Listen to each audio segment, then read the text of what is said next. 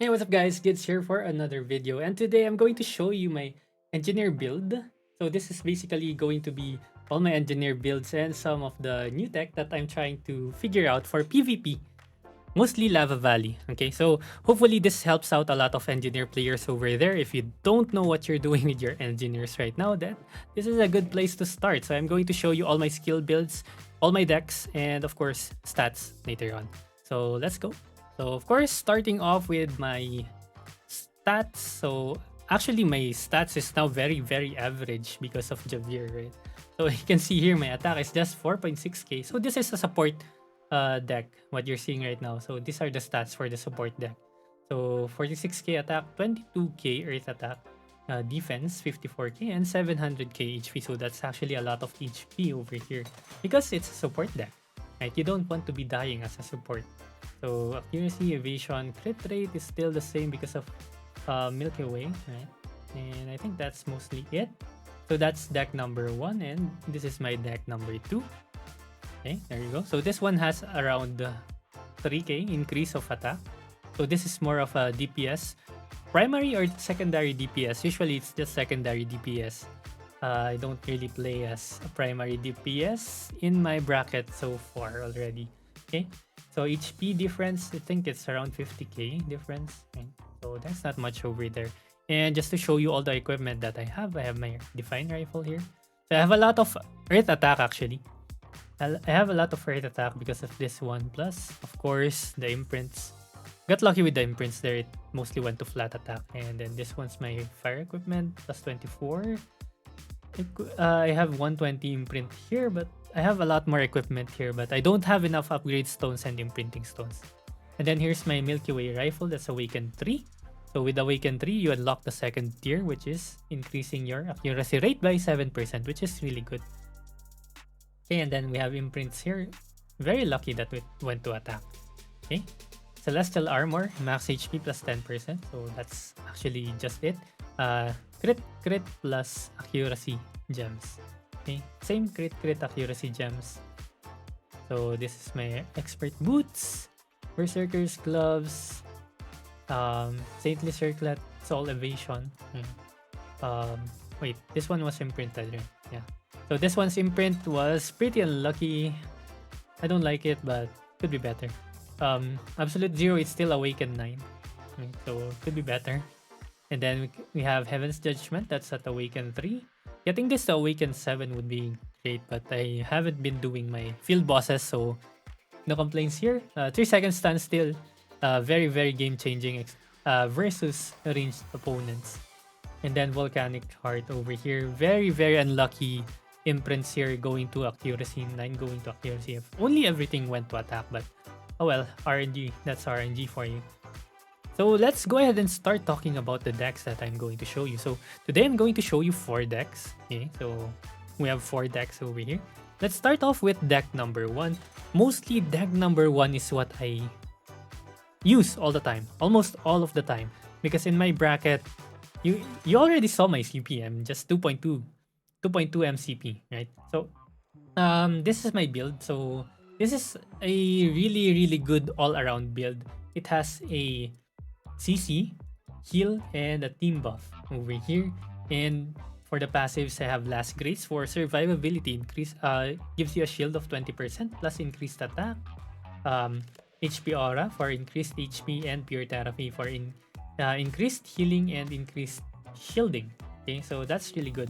For familiars, I have Taracona for the guaranteed knockdown, Aurora Lynx for the stun, and of course Molten Lion. If you still have no Molten Lion and you plan to do PvP, please get Molten Lion. We're almost gonna get another rare egg, so get that one. Okay, if you don't have any of these two, you can go with Toko for sure. Toko is still a really good support familiar, and you can go with either Might Ouroboros or Suiryu for your third familiar. So if you don't have any of these, or use Sorbor as well. Actually, Sorbor is really good. Might Sorbor combination is actually really good if you have Sorbor at Awaken 10 and you have him at 300 jellies as well. So that's your variations for free to play. Okay, and then for, of course, for the weapons, if you have the water weapon, right, usually it's going to be red, green, blue, weapons here. So if you don't have Milky Way, then use whatever strongest weapon that you have. Usually highest attack weapon, right? So that's deck number 1. So all those variations, you can use it for all the other decks that I have here because I think it's almost similar for everything.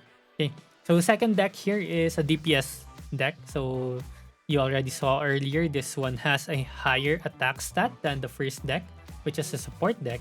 And you can see here the passives changed and the skills changed. Well, the only skill that changed here is time lapse was changed to ground eruption. I've been considering trying to use leaf dance over ground eruption, but the problem with the leaf dance is that it's a multi-hit ability. I actually like ground eruption more right now. But if the Ursa familiar becomes more prevalent in Lava Valley, then leaf dance would be better. I like ground eruption because of the big AoE, and it only hits once and it actually hits really, really hard. Okay. And then for the passives, I have perfect chances. I've said this is a DPS build, so you're trying to do as much damage. So the increased critical rate here is actually super helpful, especially if your teammates hit a breaking wave, distortion arrow, whatsoever. Another combo that you can do is burst call into explosive shot.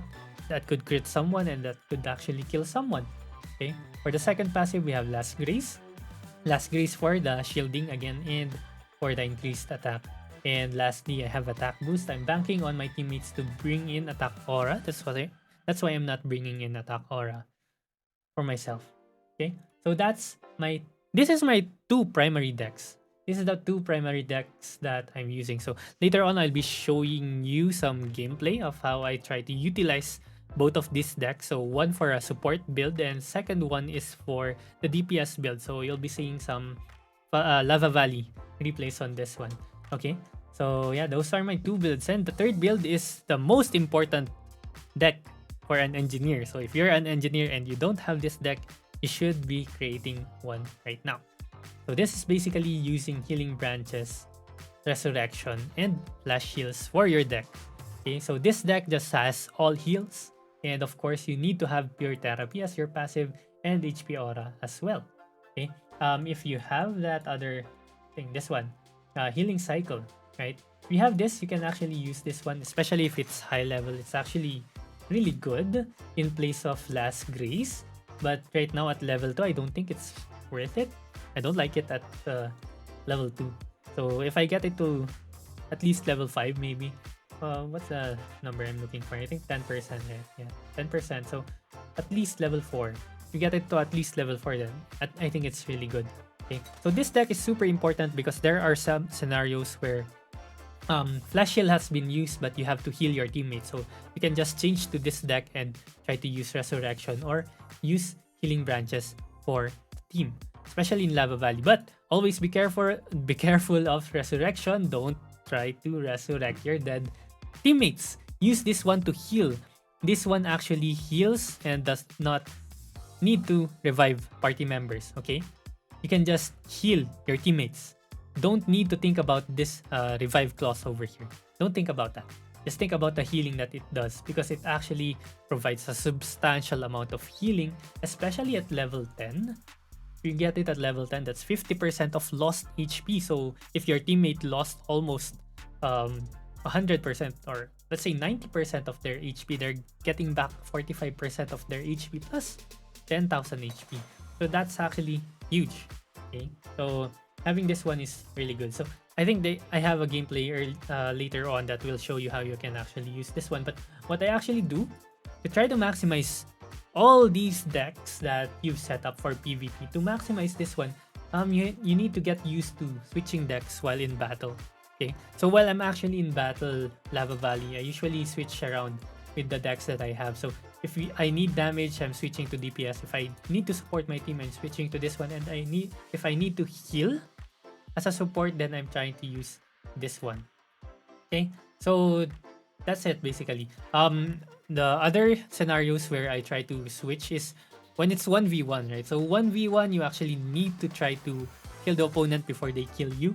So what I usually do is I use my time lapse for my deck number 1 and then switch to PvP 2 or my DPS build so that I'll be able to deal much more damage to the enemy.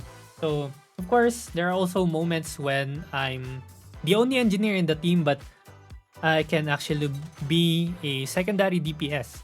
What that means is basically there's a high DPS on your team, you're the second highest CP, and there's another low CP character in your team. So what can you do in that scenario? So you can basically act as a secondary DPS to help the team and let the low CP player do the supporting.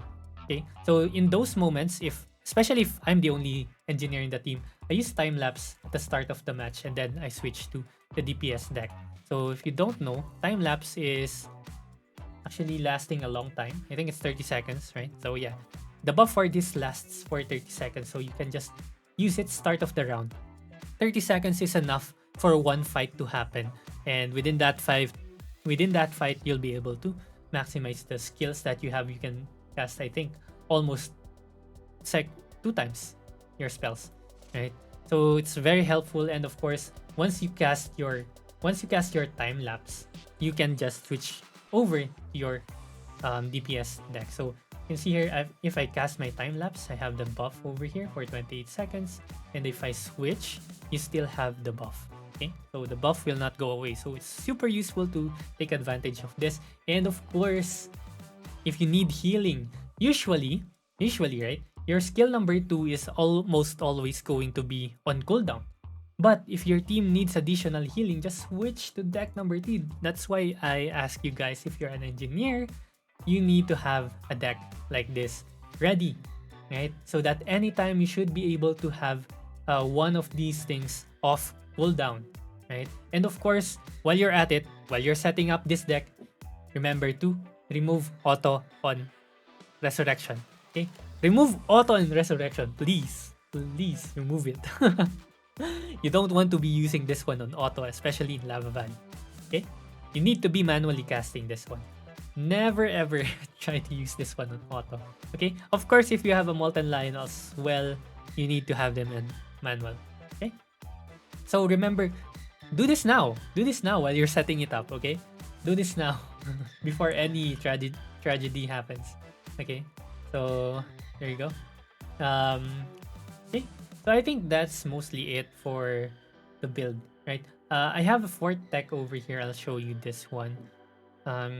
This one is for mostly Fight for the Throne and Relic Wars, places where you need movement speed. So I have Speed Aura equipped over here and also Flutterby. So with the changes with Flutterby, it actually affects your team already. So it includes the party members, okay? The whole party will get a boost of movement speed for, I think, 7 seconds. And at level 10, I think this one is at 40%, right? 40%, and transport speed at 20%. So if you're carrying something, you're going to be able to move faster. In Relic Wars, you'll be able to move to the gate much faster, break the gate much faster, take control of mid much faster. And for Fight for the Throne, that's a huge place and you'll do a lot of running around. So buffing your team for this one as the support player, especially if you're the dedicated support player, you will be able to move around so much faster. Okay, so just use this one and let your team run. And even if you can't get into your mount, you can actually get into your mount. You can also use this one in Tower Siege. Actually use this one in Tower Siege, just so your entire team or your entire party will be able to get to the tower much faster and probably imprint faster if possible, because speed is the name of the game in that game, right? Game mode. Okay, so yeah, that's it for all the decks that I have right now. Okay, and then let's check out all the other sources of CP for my character. We have some stuff here, right? Some additional CP that you get from class grade. You also have achievements. Achievements at level 26, you have 53k CP down here. Codex, nothing here. Collection. So collection equipment, I have around 69k CP, 61k on familiars. Skills, 13k. Bonus CP on costumes is 10k and 8k on emotions. Alright, and for the records, soul stones, we have 16k. Specialties, we have 18k. Just and vistas, this haven't changed. Hopefully the new region comes out soon so that we'll be able to update this one. There should be new ones. For specialties, I haven't farmed anything new. Soul stones as well. I think yeah, the last one that I farmed was the face page for the event. Episodes, of course, we have 10k, 10k, 10k. Right, we completed them all, so we have around 30k over here. And then for heart stars, first heart we have 38k. Competitive heart, we have 63k.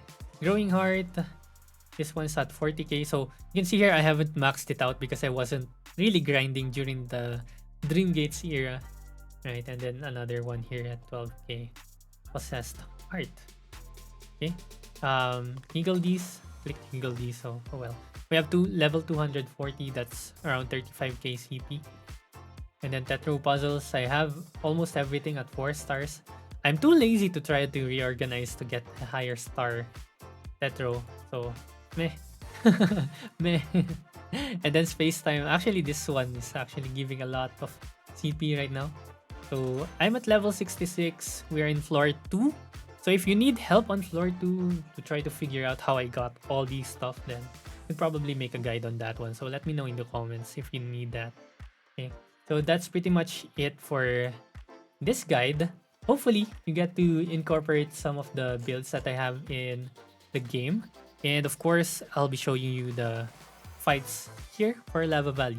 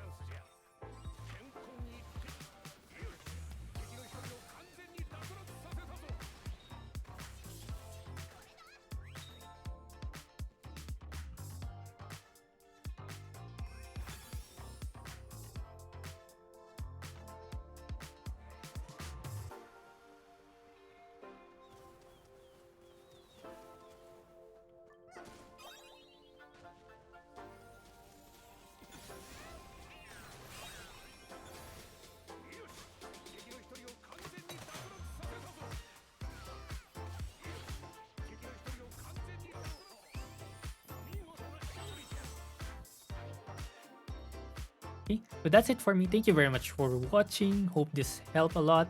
Like, subscribe if you haven't yet. Comment down below what are your thoughts, any suggestions, comments, whatever. Let me know in the comments below. So thank you very much.